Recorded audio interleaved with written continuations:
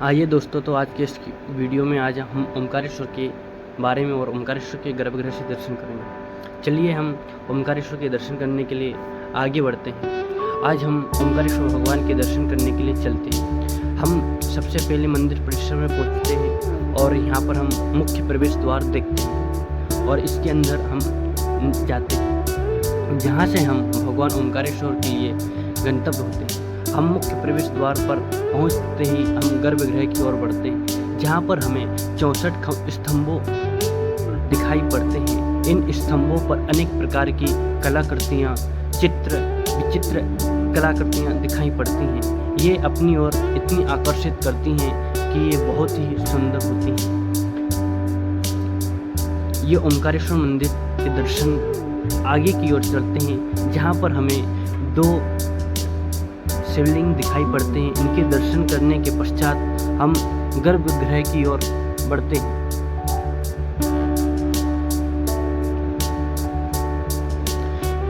हम आगे गर्भगृह की ओर बढ़ने से पहले हमें माता पार्वती के दर्शन होते हैं।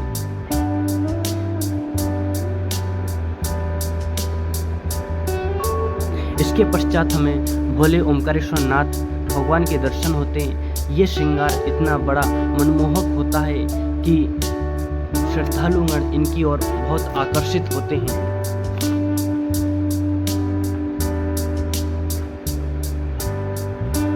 और हम दर्शन करने के पश्चात बाहर की ओर आकर्षित होते हैं, जहां पर हमें भोलेनाथ के सवारी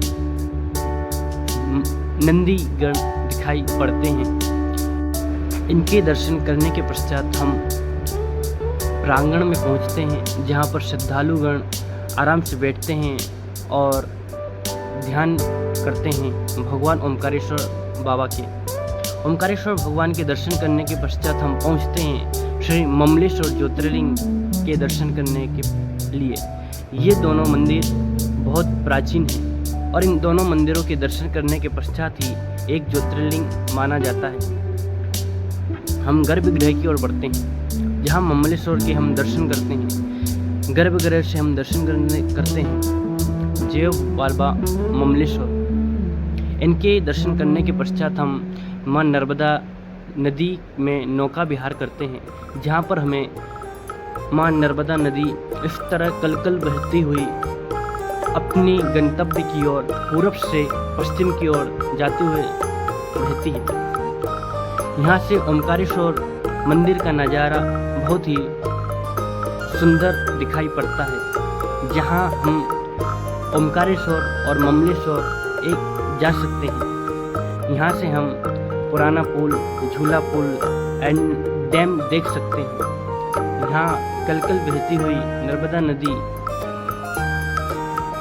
अपने गंतव्य की ओर जाती है। माँ नर्मदा नदी का इतना शांत स्वभाव रहता है कि बहुत सुरील।